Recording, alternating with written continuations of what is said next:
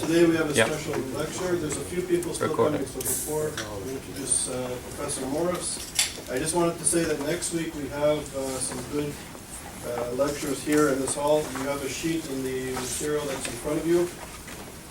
And on Monday we have Dan Fuluni, who will be speaking about the boycott movement and developing a scholarly, intellectual response to the BDS movement. And Dan had an article in the Allgemeiner. Joshua Levitt, the author of the article, is here. And it really touched the nerve. And Dan is actually joining the forces with ISGAP, and we're going to elaborate about this on Monday. So we're trying to create a group of scholars to deal with the BDS movement and to deal with it in a way at an academic, intellectual level, but also on on a professional level, because many scholars, even in New York City, find it very difficult to speak out clearly about their affiliation or affinity to Israel, because they feel that their careers, their progress in their careers will be jeopardized. So Dan has touched the nerve, and we're starting a group of scholars from around New York that will come and participate on almost like perhaps like the feminist movement in the 60s and 70s to try and deal with issues of consciousness and that sort of thing. So Dan is here, and he'll be speaking on Monday. He's the gentleman in the back near the door. Benny Weinthal, who is a fellow at the Foundation for the Defense of Democracy and also a journalist for the Jerusalem Post and other leading publications internationally. Will be speaking on Wednesday, March the 26th. It's not on the schedule. Benny is here. He's based in Berlin. He's the gentleman here at the center of the table, and he'll be speaking next week, so it's an honor to have these two scholars and intellectuals join us at the ISGAP events. And I'd also like to acknowledge the director of the AJC, David Harris, just walked into the room. It's nice that you've joined us. Welcome.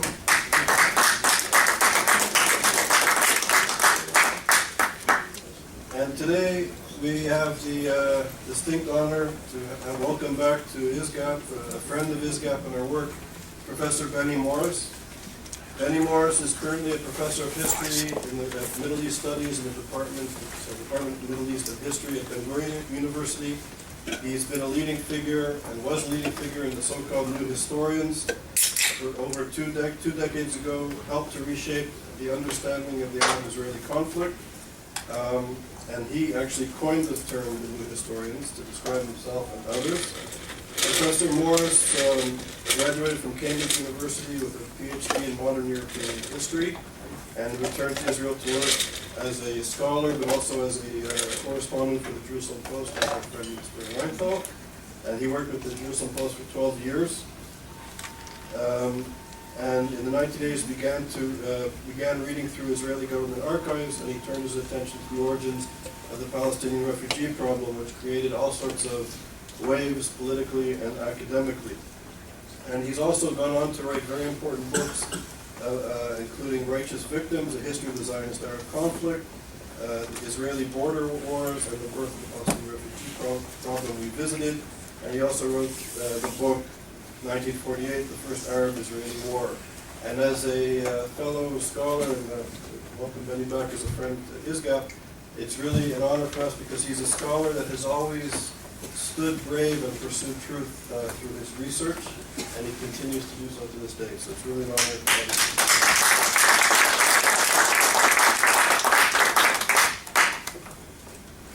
you. Charles, thanks.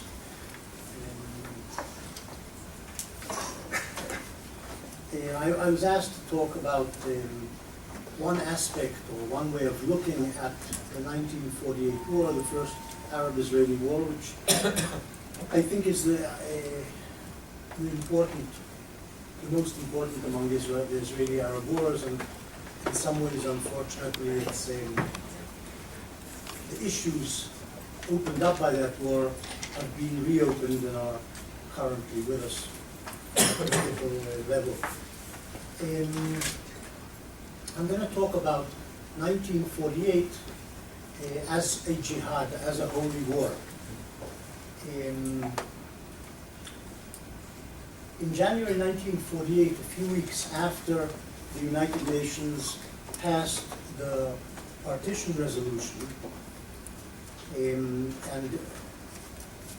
a few weeks after the Palestinian Arab militias began their assault on the emergent state of Israel, a woman called Matiel Muranam was interviewed in Jerusalem. Matiel Muranam was a Lebanese Christian woman who had married a Jerusalem Muslim, had moved to Jerusalem, and headed the Arab Women's Organization, which was an affiliate of the Arab Higher Committee. The Arab Higher Committee was the executive body of the Palestinian Arab National Movement, the body led by Haj Amin al-Husseini, which drew the Arabs of Palestine into their revolt against the British in 1936-39, and led the Arabs of Palestine into the war against the Zionists in 1947-48. So she was the head of their women's section, if you like. And she was interviewed in January 1948, a few weeks after the start of hostilities. And this is what she said to her interviewer. The UN partition decision has united all Arabs as they have never been united before, not even against the Crusaders. A Jewish state has no chance to survive now that the Holy War has been declared. All the Jews will eventually be massacred. A Christian woman from Lebanon would move to Palestine. A few weeks later, midway in the war, by which time the Palestinian Arab militias and Palestinian society in general had been defeated, and the Arab states had invaded Palestine, and some of them had attacked Israel in May 1948. In August 1948, one of the members of the Arab Higher Committee, Emil Ruri, responded to an article in the Daily Telegraph in London, basically saying that the solution to the Palestinian refugee problem, which had begun to evolve in the course of the war, did not lay by way of repatriation. You couldn't repatriate the Arabs of Palestine back into the Jewish state. The Jews would, as he put it, would hold them hostage and torture them severely. What he said was that a return of the Palestinian refugees would only occur with the annihilation or elimination of Israel. As he put it, we must inculcate in the heart of every Arab hatred for the Jews, and we must then renew the Jihad against Israel. The refugees would return to their places after Palestine was reconquered.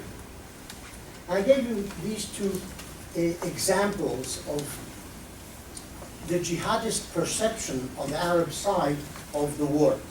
Historians of 1948 have tended over the decades to see the 1948 war as a nationalist war between two national movements, two collectives, two peoples who are fighting over a piece of territory, much like national wars between European states had been fought over the centuries.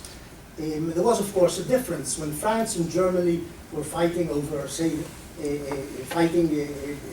the 19th, 20th centuries. They were fighting usually about borderlands, that is, the marchlands, the peripheries of each state, Alsace-Lorraine, who would occupy, who would control those territories. In the case of the Palestinian Zionist conflict, we're talking about a fight over the whole of the territory. It's an unusual national conflict in which each side wants, or claims the whole of the territory. This certainly was also the Zionist position until 1937, and certainly was the Arab position in the course of 1948. They wanted all of Palestine.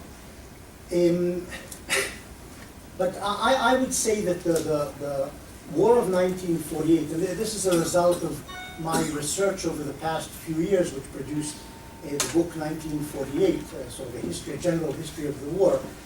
My research, at least in my reading, uncovered quite a lot of material indicating that the war from the Arab side, from the Palestinian side, and then thereafter from the Arab state side, was also a jihad. It wasn't a simple political war over territory. It was a war of religion and culture as well.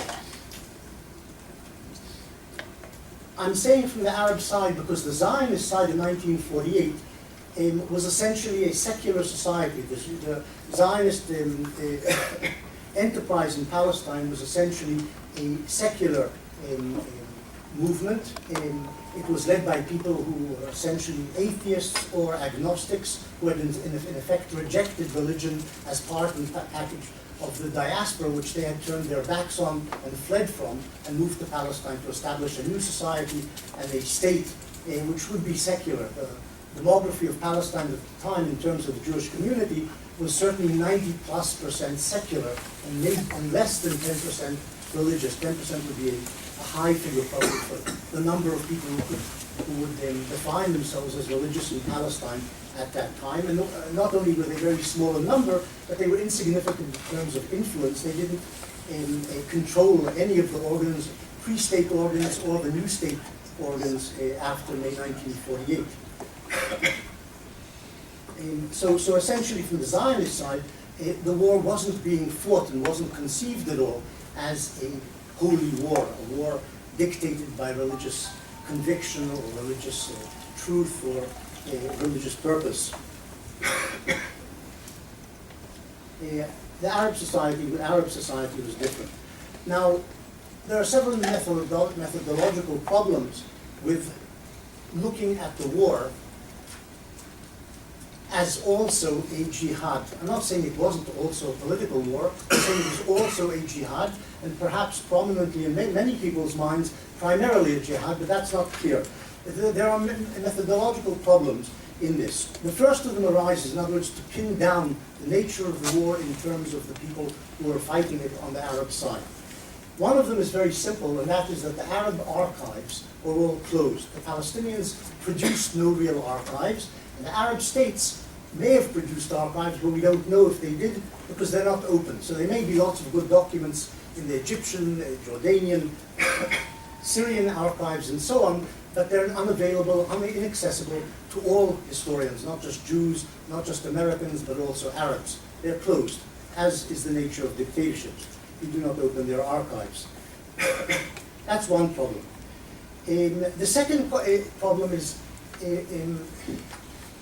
how do you define a war as jihad? What do you need to be able to say, for an historian to be able to say, this was a jihad? Does it take the political leaders who go to war, they have to state, they believe and then state that they're going to jihad? Is that necessary? Will that help us to reach such a definition? Or is it the religious establishment in each country which defines the war as such, and then we can conclude or accept this definition as a truthful about the war? Is it the population which has to basically accept this as the nature of the war and define it as such? And here we have a problem again because of the lack of democracy in the Arab states and the illiteracy of the Arab masses. We're talking about societies with over 90% illiteracy, no public opinion surveys, no free expression of opinion, no recording of opinion by the masses, both the civilians and the soldiery. How do we know what they were thinking in terms of the war they were actually engaged in? Did they see it as jihad? We have almost no evidence of this. So these are methodological problems. There's another methodological problem which arises in terms of this definition of the war, and that is that societies in which there is no separation of church and state, such as Arab societies during 1948, and to a great degree also in decades later, the discourse of leaders is often couched in religious terms, whether or not they're they have deep religious convictions. In other words, Farouk the king of Egypt at the time may have talked in terms of we're embarking on a jihad, but was this heartfelt? Was this sincere? Was he really expressing what he felt, or was he just pandering to the religious bureaucracies or hoping to use this catchphrase, jihad, or things to do with religious sites to mobilize the masses, because that would speak to them. You talk about religion, the masses understand what you're talking about. You talk about nationalism, sovereignty, perhaps that wouldn't have spoken to them, and it wouldn't have helped to mobilize them. So the problem of discourse here is important. I'll just point to something more modern, just to highlight the problem. When Sadat, the president of Egypt, went to speak in the Knesset in 1977, he opened his speech in the Knesset with the phrase, in the name of Allah, the merciful, the righteous, whatever. This didn't necessarily mean that he felt this. Maybe he was actually a religious man, but this is something that, this is the normal discourse of Arab leaders. It doesn't mean that they're giving a religious message or trying to persuade people of something in the realm of religion. It's just the way they speak. So how do you know when the religious leaders in 48 are speaking in these terms, in this sort of phraseology? Does this really mean they're embarked in jihad, or are they just saying it because that's the nature of the discourse in their societies at the time? So these are methodological problems when approaching this question of the definition of the war as jihad, which is these are problems worth bearing in mind. The history of the Islamic world is replete with holy wars against the infidel. I would say that there were 4 waves of jihad in the course of the history of the contact between the Muslim world and the West, if you like, or the Christian world. The first wave, of course, is with the rise of Islam in the 7th century AD. The Muslim masses, the newly converted Muslim soldiery, push out of Arabia, conquer the Middle East, North Africa, enter Spain, and so on. And this is the first wave of jihad, and of course it's an aggressive jihad. It's a war against the infidel to conquer the territory of the infidel and ultimately to convert, push out, kill, or convert the populace to this new religion. The second wave of jihad, I would say, is in the Middle Ages, 10th, 11th, 12th centuries, and that's the defensive jihad by the Muslim armies and masses against the incursion by Westerners, Christians, into Islamic lands, and that's against the Crusaders. There's the war against the Crusaders, who would occupy Palestine and regions beyond, set up their kingdoms in the Middle East, in the Levant, and the Arabs eventually drove them out in waves of jihad, or if you like, one large wave of jihad over the 12th, 13th centuries. The third wave, which was an aggressive wave of jihad against the West, was of course the 15th to 17th centuries, the Turkish eruption, the Ottoman eruption out of Turkey northwards into the Balkans, to the gates of Budapest and Vienna, when they tried to conquer Central Europe, Southern and Central Europe. Basically they returned back, but they held on to much of the Balkans, the Ottoman Empire, for centuries afterwards. And today I think we're in the throes of the 4th wave of jihad, in which the Muslims describe it as defensive, attempting to turn back Western penetration, which is cultural, economic, military in the case of America in Iraq, Afghanistan, and so on. But it's this jihad, which has been described as a civilizational war or a clash of civilizations, certainly it is seen as such by many Muslims, perhaps by the Muslim world in general.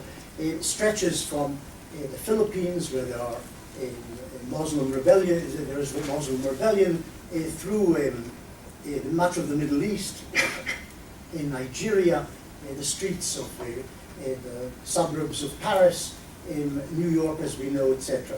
This is the 4th wave of jihad, and as I say, many Muslims present it and describe it as defensive. They're trying to push back, to resist the West's incursion into their lands. Palestine, the Zionist-Palestinian Arab conflict can be seen within this context of this fourth wave of jihad, in my view.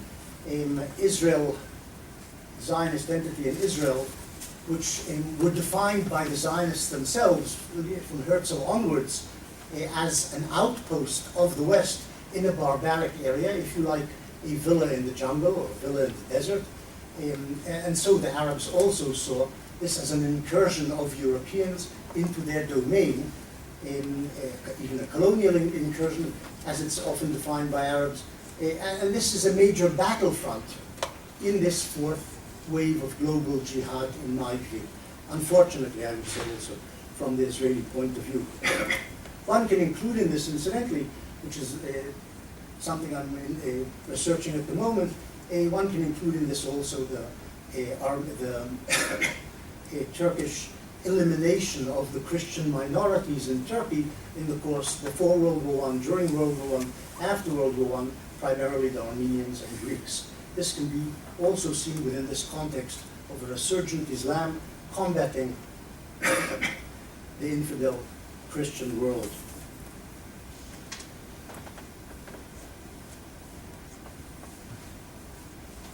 There is an argument among Muslim theologians, there was an argument among Muslim theologians after the 7th, 8th centuries over the definition of jihad when they were talking about war against the infidel, and the argument revolved around, much of it revolved around the question of defensiveness. Defensive jihad was, of course, always seen as legitimate, but whether jihad could also be waged aggressively, not in terms of defending your lands or your culture, but in terms of expansion of the Islamic domain. But in general, the Quran,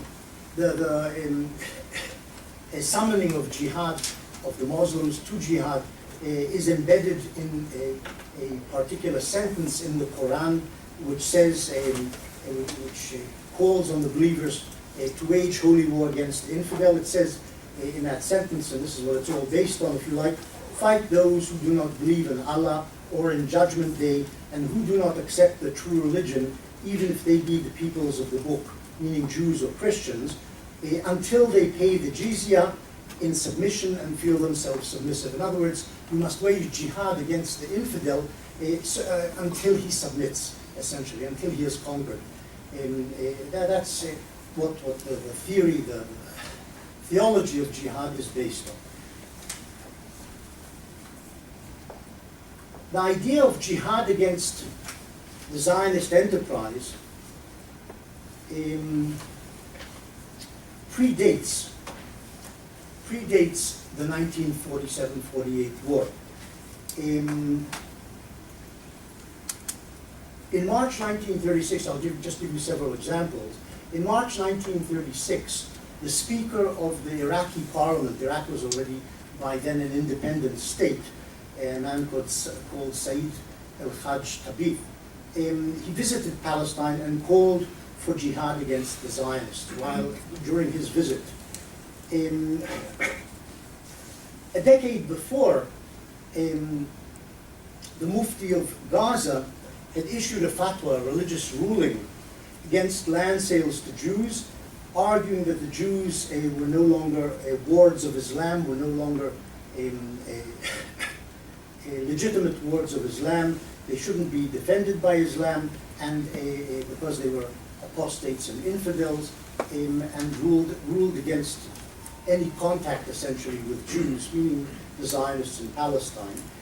During the Arab Revolt of 1936-39 against the British, but also against the Zionist enterprise in Palestine, the discourse of the rebels was studied with a jihadi phraseology, and was seen by the rebels themselves and by the British also as a religious struggle, a religious revolt, not just a revolt to move out from under a colonial regime, to liberate themselves from a colonial regime, but also as a religious struggle against infidels who were in charge. the Arab Higher Committee, which led that revolt in Palestine, included the following typical sentence in its statement at the start of the revolt. Because of the general feeling of danger that envelops this noble nation, there is a need for solidarity and unity and a focus on strengthening the holy national jihad movement. This is how they defined the rebellion. Preachers in the Nablus area, religious preachers were prominent among those who were mobilizing the masses, the militias, for combat.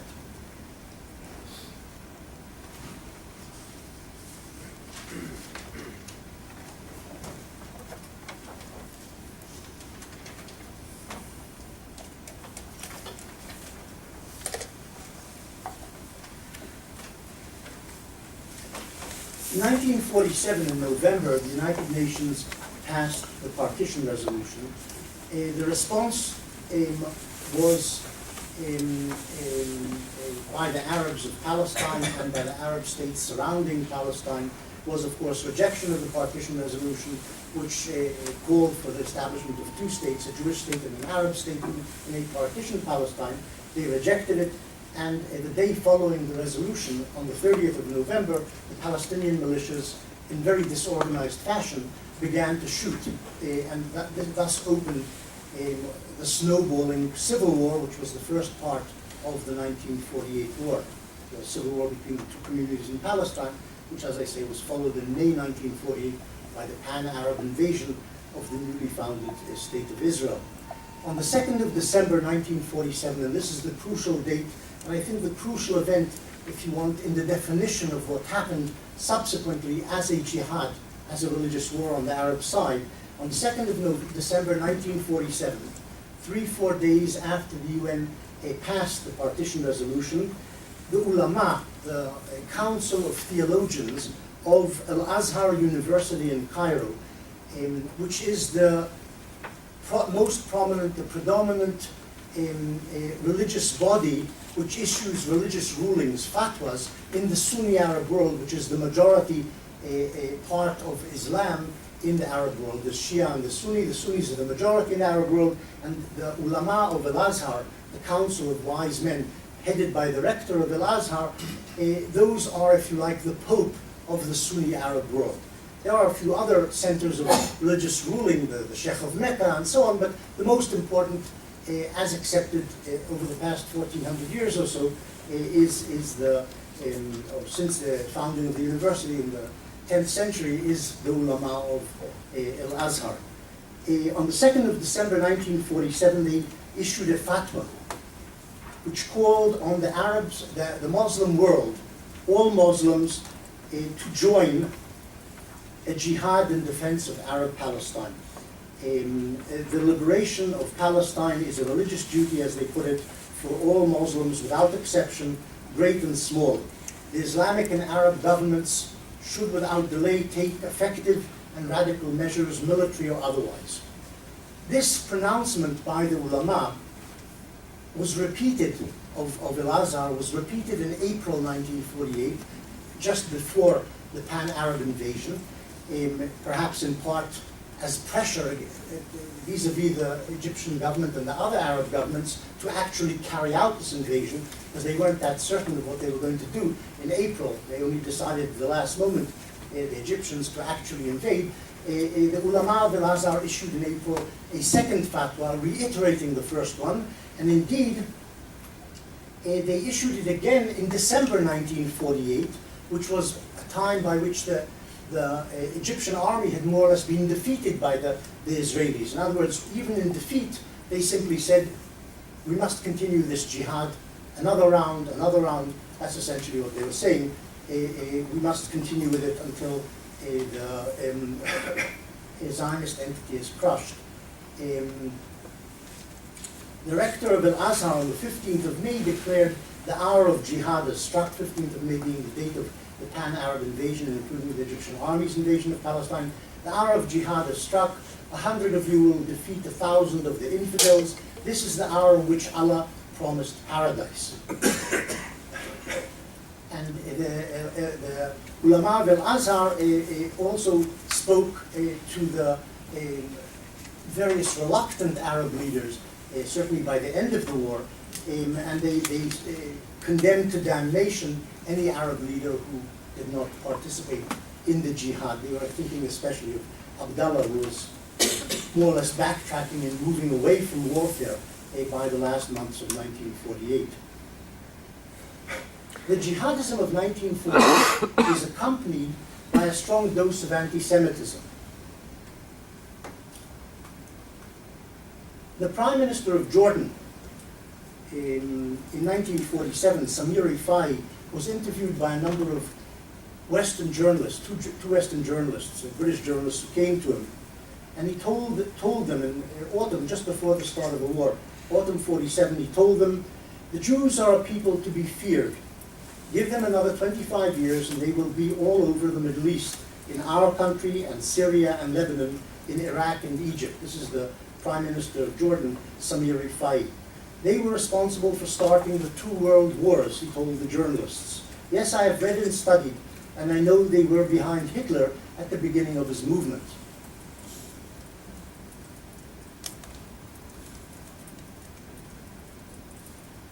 Ibn Saud, in correspondence, Ibn Saud, who was the king of Saudi Arabia and the keeper of the most holy sites of Islam, in correspondence with FDR, with Roosevelt, in 1943, reiterated more or less the same points, basically saying the Jews are the historic enemies of Muslims and carry the greatest hatred for the nation of Muhammad, and we cannot deal with them in any way.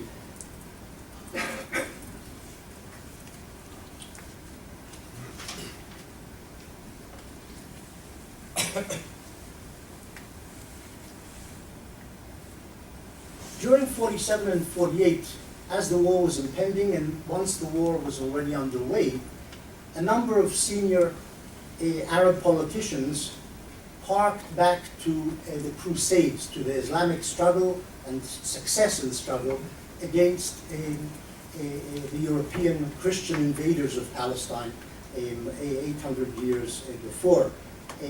Abdul Rahman Azam was the Secretary General of the Arab League and more or less the spokesman for the Arab cause in 1948. If they had one unified spokesman, that would be the man.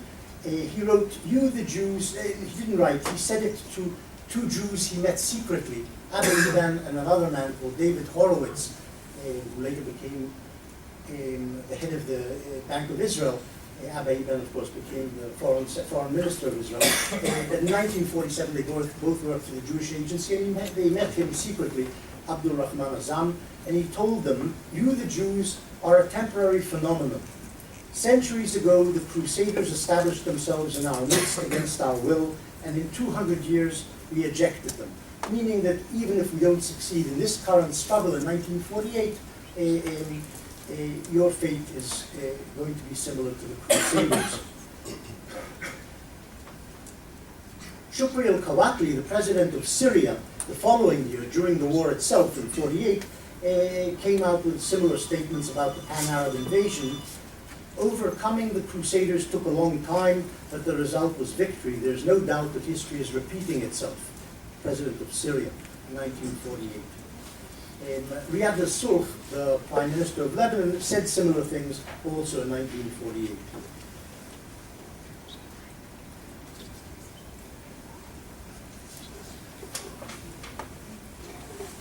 So it was no surprise that if you like, the most prominent of the Arab leaders, or at least the leader of the most important of the Arab states, which was Egypt, King Farouk of Egypt, and his foreign minister, a man called Khashaba, in the summer of 42, after the invasion in May 48, said that, and they told this to Western diplomats, for the whole Arab world, the struggle is a matter of religion. And for them, for the Arabs in the Arab world, for them it's a matter of Jewish religion against their own religion. According to Farouk, the Arab masses were gripped by widespread religious fervor, and men were keen to enter the fray as the shortest road to heaven. Even the king of Jordan, Abdullah, in 48 found occasion to speak of the war itself in religious terms. On 14 May, as his army was assembling just east of the River Jordan, about to cross the river westward into Palestine, he spoke to his troops, to the Arab Legion, in the following terms. And Abdallah was the most moderate of the Arab leaders at the time. He'd been negotiating with the Zionists before 48, and he was to negotiate with the Zionists at the cost of his life, in fact. After 48, he was assassinated by a Palestinian in 1951, partly because of his secret negotiations with the Israelis. But on May 14th, he too was at least adopted the discourse of holy war, if he didn't actually believe in it himself, when he said to, as I say, his troops who had assembled across the Jordan, he who will be killed will be a martyr, a shaheed. He who lives will be glad of fighting for Palestine. I remind you of the jihad and of the martyrdom of your great-grandfathers. I'm not sure who he was referring to, but in terms of the grandparents, but that was his speech at the time. Let me conclude these remarks by saying, and this isn't usually done by academics, but how tentative my conclusions are. What I'm saying is that from the evidence I saw, there are good grounds for regarding the war as a jihad from the Arab perspective in 1948.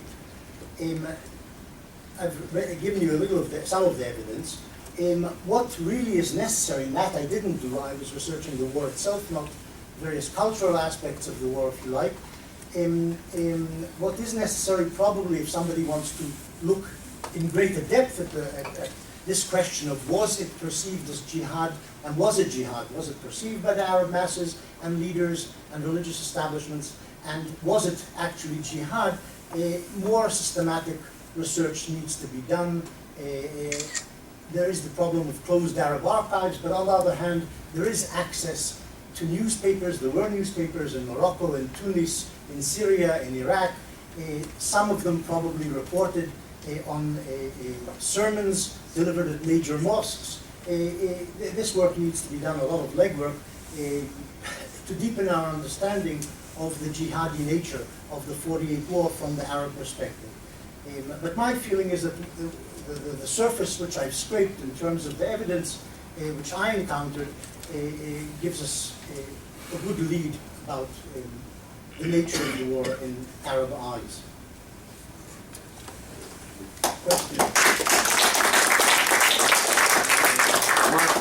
For question and answer. Thank you. So Benny's happily agreed to take some questions and comments. Comments. Okay, so here, and we're going to pass around the microphone, so I'd be grateful if you could speak to the microphone.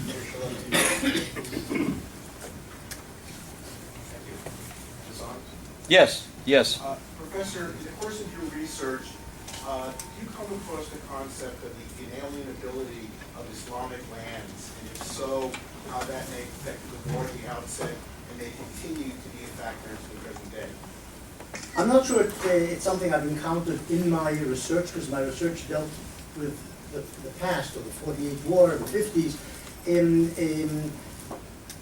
it was taken as obvious that the land should be restored to Islam.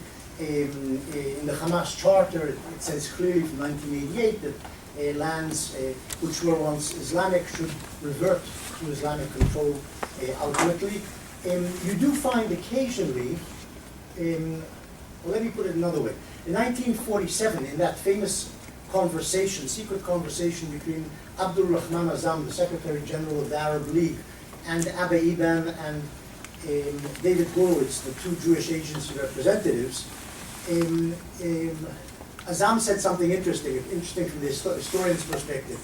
He said, well, we may have lost Andalus. In other words, we may have lost Spain, and maybe that's something we cannot recover because of the strength of the Christian world. It's not something which was once Islamic and now can be recovered, even though maybe Islam demands that we recover it. It's not realistic. But I don't think Palestine is in the same context it's not something we necessarily will lose, and even if we temporarily lose it, as I quoted, we will regain it after or within 200 years. The Prime Minister, incidentally, of the Palestine Authority, the first one, Abu Allah, he also referred in one of his speeches, a very rare reference, but in one of his speeches to Andalus, to Spain, which needs, he didn't actually say it needs to be recovered, but he referred to it in the same breath as he referred to Palestine, in the same sentence, implying that that's also something which is a wholly Islamic property and must end up in Muslim hands. There's Chuck Freelock from the Kennedy School at Harvard and Tel Aviv University and the IGC, and a friend of ISGAP. First of all, thanks. Can you hear me? Is it on? No. It's on. It's on to the. It's for recording. Thanks for the historical overview, which I found very interesting because I think most of us tend to have looked at the early decades as being a national conflict and only becoming a more religious-based one after the Iranian Revolution and the rise of Hezbollah in '83 and Hamas subsequently. The question is, what are the ramifications of emphasizing and recognizing the jihadi aspect of the conflict? One of them is obviously that if it's a religious conflict, it's infinitely harder to resolve than if it's a nationalist one. What are some of the other ramifications? Well, I'm sure there are a lot, but as you suggest, the question is what are the ramifications if the conflict is actually a religious conflict, or more a religious conflict than a political conflict, with the implication that in some way it makes the conflict more severe or less soluble. Well, I think the Hezbollah is the answer. The Hezbollah, which is the Shiite militia and party, main political party in Lebanon, has proven to be a much more formidable foe to Israel than any previous guerrilla organization, and perhaps in some ways even more than Arab governments and their standing armies. People with deep religious convictions are willing to kill themselves and kill lots of other people as well, preferably lots of other people, but also themselves, tend to be, and especially if trained well, and the Hezbollah has been trained well over the decades by the Iranian Revolutionary Guard, tend to be more resilient and more lethal enemies. And in that sense, if the war is, or the conflict is seen by the Arabs as a religious endeavor, this poses a greater problem for Israel. Let me say something about the Arab Spring, if I'm already talking about that. It appeared when the Arab revolts began in 2011 and spread across the Arab world, that they were headed for Islamization of the Arab world, that the immediate outcome of these rebellions would be a growing Islamic fervor in the Arab world, and perhaps the governments would turn Islamist. And they did in some places, even though this was stalled somewhat in Egypt, or maybe permanently, I don't know. And the fear was, or let me put it another way, the tumult in the Arab world, in the short term, eased Israel's strategic position, because hitherto, before that, it had been worried about large standing Arab armies with large conventional armaments, the Syrian army, the Egyptian army, the Iraqi army, and so on. And these, after 2011, all in one way or other, either disintegrated or became otherwise engaged. The Egyptians suppressing internal insurgency, the Syrians fighting, God knows, basically against the Syrian people, or much of the Syrian people, the Iraqis engaged in their own civil wars. So this sort of reduced the burden on Israel militarily, and Israel, incidentally, cut back in its military strength over the past year. It demobilized about a certain number of armored brigades because it thought there's no longer a large conventional threat. The problem with this is that in the medium and long term, should the hand of the Islamists, should the Islamists gain control of much of the Middle East, and this seems to be in prospect in Syria, it might be in prospect in Jordan, in Egypt it's been thwarted temporarily at least, but should the Islamists gain control in the Middle East, we might return to a situation or a paradigm from the 12th and 13th centuries when Salah ad-Din, the Kurdish Muslim general, managed to unite the Arab world against the Christian infidel invaders and ultimately destroy the Crusader state. I'm not comparing Israel to the Crusader states, but the idea of unity in the Arab world forged through common religious conviction or fervor is something which Israel may face in the medium and long term as a result of this Arab Spring. So in answer to your question, it poses a real threat. Should this happen?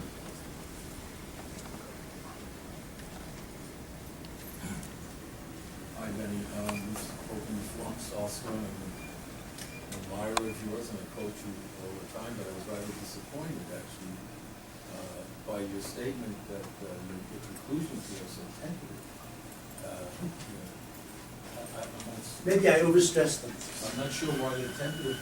Well, there might be an explanation, and then you seem to ignore the figure except mentioned in Haji Husseini, who didn't just spend the war years in Berlin because he was running away from the British imperialists, but established tremendous affinity. They went both ways between Hitler and participated, was aware of the first among the Germans, was aware of the Holocaust.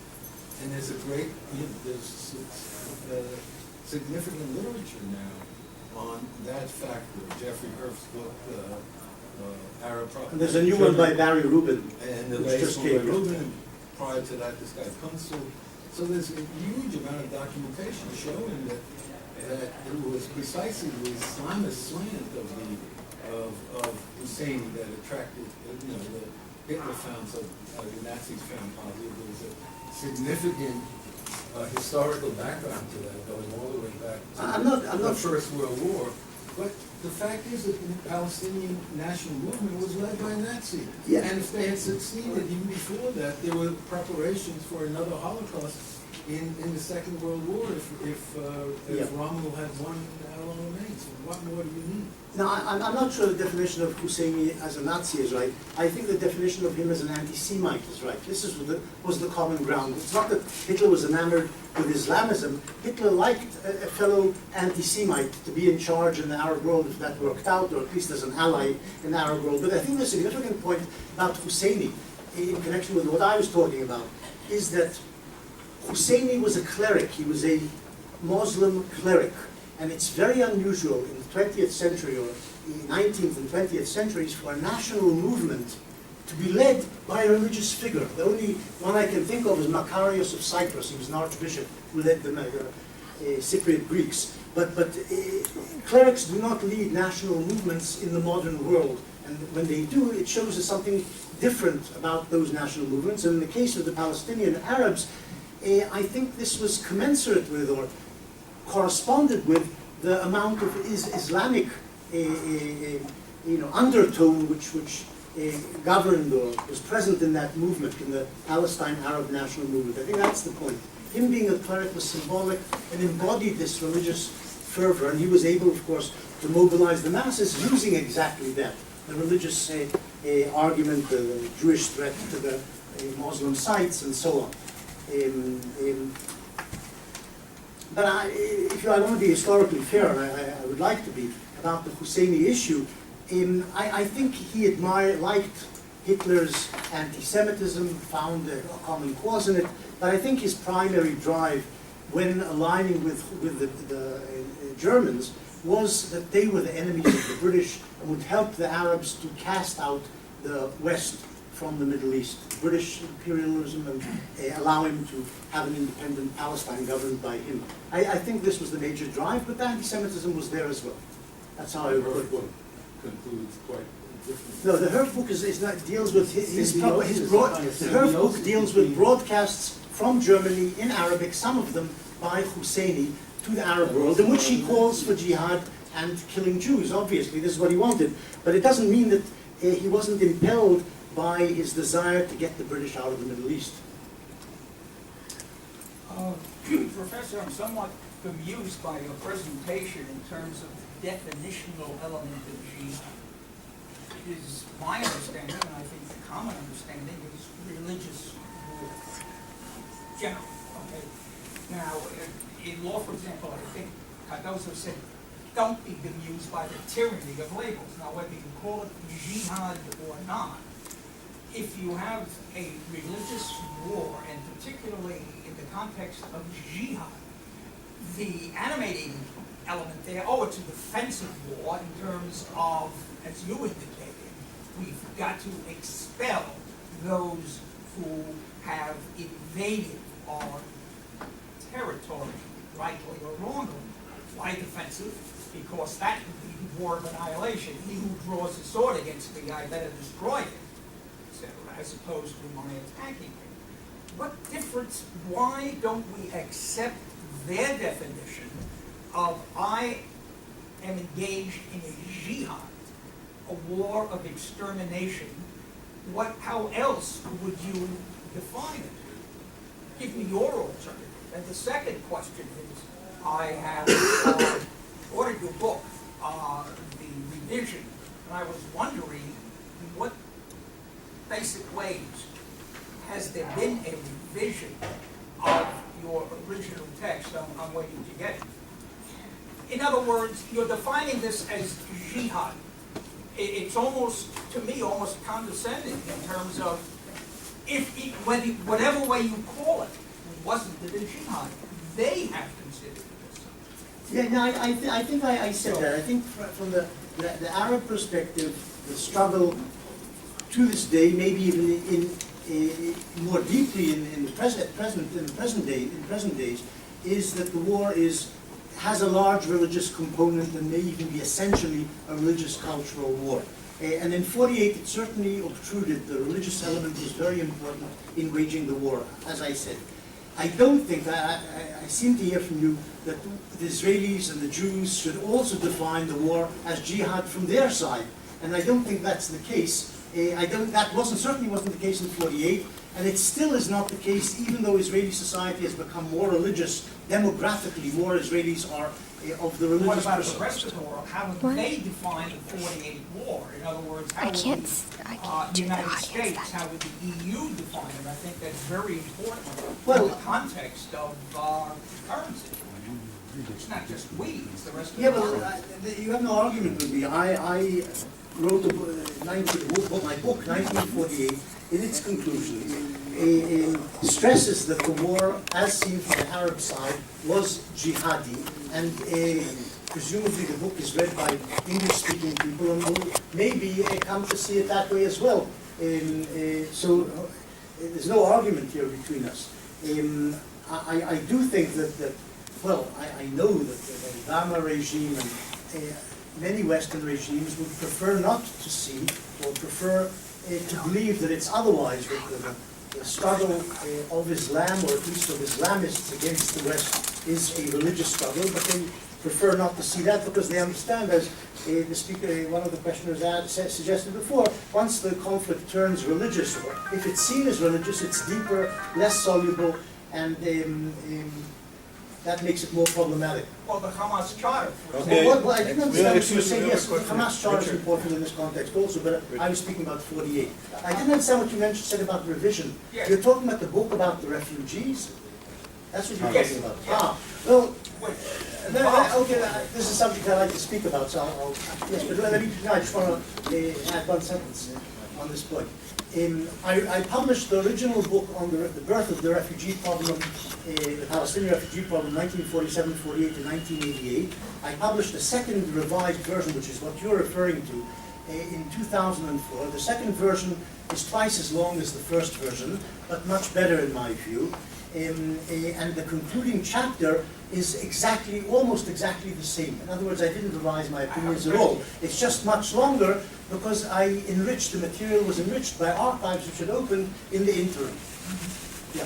Have you looked at, or will you look at, the thinking of Jews before 48 and in the struggle of '48 and how they conceived of the war, and did they have any realization at any point that in fact it was a religious struggle, and in fact they were struggling to survive against the religious onslaught against them? So I'm interested in that, this Jewish point of view, and if you take it to the modern period, your conception of 48 as jihad, how would the Israeli public view that today as a revelation, as something completely new, as a conceptualization that they hadn't considered?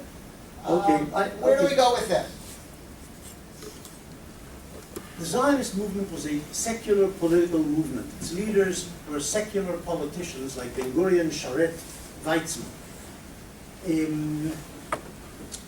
And when they looked at the struggle in the 20s and 30s and 40s, including 48, they looked at it as a political struggle between two national movements. They didn't often admit that there were two national movements. They always said, we're a national movement, they're a bunch of bums or whatever. Or whatever. They gave it all sorts of definitions. You know, the desert against civilization and so on. But they didn't see them as equal, or at least didn't publicly state that they were equal. But they, in their hearts, understood there's a contending, vying national movement against them. This made it difficult for them because they were secular nationalists and often socialists, and had rebelled against God and the godly world of the diaspora. They didn't actually understand that they were fighting a movement which was also religious. They didn't understand the non-separation of church and state on the other side. They didn't understand the non-modernity of the other side in the struggle. So people like Ben Gurion related to it as a simple political struggle. And we will never find almost any reference to jihad or religion as motivating the other side. They didn't see it. We today see it for various reasons. We're much more open, and we see things differently. We see things more and more comprehensively, but they didn't. As to revelation, that is my stating that there was a major jihadi aspect to the war, or the war can also be seen, in addition to being a political war, as a jihad, as a holy war from the Arab perspective, 1948. This is precisely the point over which my book was criticized by a large number of reviewers, Avi Schleim, Yoav Gelber, people from all sides of the political spectrum. They criticized this specific subject. They're saying it wasn't jihad, Benny has it wrong. So it's a new idea. That is what I've been telling you is not accepted, but wasn't accepted formally by historians, and currently is still in dispute. And maybe it'll be accepted, and maybe it won't. But it's as you said, a revelation in that sense, and is objected to, or is contrary to the common wisdom of historians about 1948. Maybe we'll take two quick questions together. I'll be very quick. You have to speak I loud. can't hear. You mentioned a series of fatwas, authoritative fatwas issued in the 1947-1948 period. Are they still in effect, and are they still meaningful if they're in effect? Somebody asked me exactly that question yesterday in Miami, and I don't know. I don't know what happens to fatwas which are thrown into the trash can or not thrown into the trash can. Do they remain on the books forever? What I do know is that Sadat, when he made his peace with Israel in 1978-79, didn't ask El-Azhar to revoke all previous fatwas, jihadi fatwas, etc., but he did insist that they not object to the current peace process and the peace treaty between Israel and Egypt, which was signed in '79. So in effect, Al-Azhar's ulama endorsed the peace treaty, if not explicitly, at least implicitly by silence. And Sadat's regime was a dictatorship, and had the ulama or the various theologians publicly said no, they would have been thrown out of jobs or thrown into jail, which they understood. So that explains in part what happened. But what happened to the fatwas in terms of their legality and so on, their longevity, I don't know. I'm not sufficiently knowledgeable about the Muslim theology. Ben, Larry Upsall, professor at Columbia University and our academic committee. Firstly, thank you so much for a wonderful talk, and even more so for the careful scholarship that you bring to this. Really thank you for the care of your scholarship. One thing, just definitionally, when you say jihad, does that necessarily imply it's genocide? Is that necessary? Are those equivalent, or how do they relate to each other? No, the jihad, well, in praxis, what happened in the various waves of jihad, which I talked about, which the Arab Muslim world, Arab Muslim Turkish world unleashed in the various stages of history in the past 1400 years, it wasn't genocidal. Jihad, and as I quoted from the Quran, that specific key sentence, it doesn't have to be genocide. It requires submission. It requires that the other side concede defeat, accept defeat, and accept Muslim hegemony or mastery or whatever you want to call it. It doesn't necessarily, and usually it's followed by conversion rather than genocide. There were places where towns were put to the sword. Muhammad himself killed off the Jewish tribes in Arabia during his ascent, Islam's ascent at the very beginning. The Jews resisted and he killed them, and or forcibly converted and enslaved the women and children. But it doesn't necessitate genocide, no, if that's what you're asking. So to follow up very quickly, Benny, according to the Covenant for the Prevention and Punishment of Genocide, passed by the UN, there's physical annihilation, which is a physical genocide, but there's also cultural genocide. So it sounds like you're referring to a form of genocide, if you will, as well, not physical death. Okay. There's a note, but you have to become part of the system. Okay. Question. I'm old-fashioned in the way I look at the word genocide. I'm surprised at the academic attitudes that we're taking to this question, because I think it's relevant to exactly what's going on today. So let me just recall a few things. When Yasser Arafat refused the offer that Israel gave him in 2000, one of the reasons given was that he would be assassinated if he did accept it. He never said that. I don't remember him ever saying No, that. others said that. Maybe. Okay. The offer that Ehud Olmert made to Abu Mazen was rejected. The rejection of Abu Mazen now to declare Israel as a Jewish state, if you do not believe that jihad is really what's driving this, then you are not understanding the problem in the Middle East. And if you think there is a possibility of ever making peace between the two, I think you have a dream. I don't think I said anything at all on this subject. It's okay. I don't know if religious fervor or religious belief underlies Arafat's and Abbas's rejection of the peace offers made by Barack, Clinton, and Olmert, 2000, 2008. I don't know if it's religious conviction, but I think we're in agreement in terms of my belief that I don't think they are willing to accept a two-state solution. They don't want Israel's presence in the Middle East, whether it's driven by religious fervor or some religious fervor and mostly political thinking. They want a Palestine for themselves, for their own political self-determination. But in terms of the end product, the conclusion, I think we're in agreement. We're not disagreeing. Professor, your thesis suggests this unified motivation on the Arab side back in 1948. Isn't the commonplace understanding that one of the reasons the Arabs lost was that how fractured they were, and that there are these competing national interests and political interests? Yeah, no, I didn't say that the Arabs were united in 48. It's true that the Arab states went to war on the 15th of May. They invaded the territory of Palestine. But I can talk endlessly about how they were fractured and how they had different political purposes and military purposes, which was one of the reasons they lost the war, as you point out. Jordan went to war because it didn't believe. Abdullah preferred the Jews as neighbors to Husseini as a neighbor, and he also didn't believe that he could actually destroy the Jewish enterprise. Haganah was too strong, the IDF was too strong, so the Jordanian army crossed the Jordan in order to incorporate the West Bank and East Jerusalem into the Jordanian kingdom, whereas other Arab states crossed their boundaries for other reasons, some of them to destroy Israel, some of them thinking at least to seize chunks of territory which had been assigned to the Jews for statehood by the United Nations. There was disunity.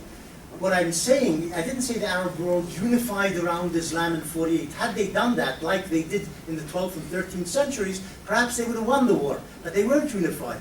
But there was a strong Islamic element in the going to war, mobilizing the masses, getting the masses to be energized for war, to fight and so on. But it doesn't mean that they were united in this effort. And as I say, the Jordanians, who were a key element in the 48 invasion and had the best army in the Middle East in the 48 war, they broke ranks and weren't interested in destroying the state of Israel, partly because they didn't believe it was possible.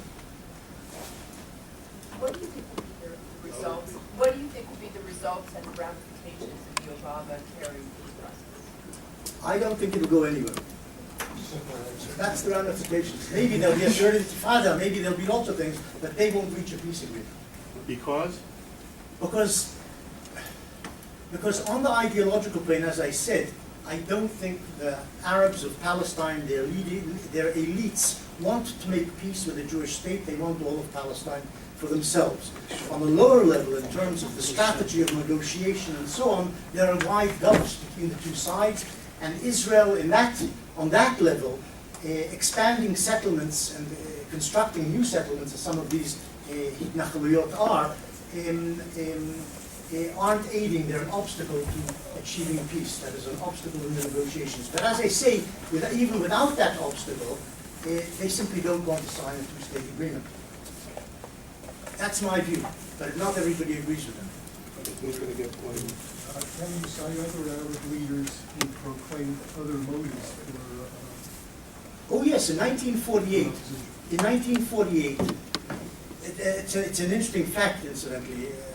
In my research, I thought it was very interesting. The Arab leaders were very pragmatic. People like Abdallah, Farouk, Kuwatli, etc., generally were pragmatic in their statements and moderate in their public statements. The Egyptians announced on the 15th of May that they were their army was crossing the border in order to save the Arabs of Palestine. Not even to attack the Jewish state or destroy the Jewish state, and certainly not as jihad. All they said was, we're entering the country to prevent the slaughter of the Palestinian Arabs by the Jews. That was Egypt's official statement for why it went to war on the 15th of May, made on the 15th of May. They very rarely talked, the Arab leaders, about driving the Jews into the sea. This was common in Israeli propaganda then and later, that this was the Arab aim. And maybe it was the Arab aim, or at least in the hearts of many Arabs, they may have thought this was the aim, or they may have thought, well, we'll invade Palestine and that will be the end result, even if it is not our political purpose. This is what will happen if the Jews are defeated, they will be slaughtered. But the Arab leaders in general avoided terms like throwing the Jews into the sea or destroying the Yishuv or the state of Israel. They usually avoided this completely. It's very difficult to find a quote by any of them saying that this is going to happen. There is one misquote, incidentally, a famous one by a man I talked about here called Abdul Rahman Azam, which is often trotted out and was trotted out by me mistakenly in a number of my earlier books, in which he says this will be a war of extermination like the Crusaders, like the Mongol invasion of the 13th century when they slaughtered the population of Baghdad. But it emerges, I was quoting from another book, and it emerges that he didn't make that statement in 1948. He made it months before, during 47, and not in as definitive terms as later he was quoted as doing. This is the truth about Azam's famous statement, which is always trotted out everywhere, but it's not an accurate statement, and it's always misplaced in terms of its timing, which is very important, because everybody said he said it on the 15th of May as the Arab states were invading Israel, or attacking Israel. It wasn't made then. So this will be the final question from Benny Weinthal of the True Symptoms. Benny, do you think these Islamic movements or currents right now in the Middle East will at some point vanish and embrace modernity? And is Tunisia, for example, is that a possible model there that could undercut some of these potent Islamic movements? I don't know. I'm not, my wife always tells me to talk about the past, not the future. Because I know a little bit about the past, about the future I know very little. It's true that Tunisia is in the hands of moderate Islamists, and one has to remember Tunisia has a unique history. It was the most secular and modern of the Arab states, liberating themselves from Western imperialist governance. I don't know, I just don't know what will happen.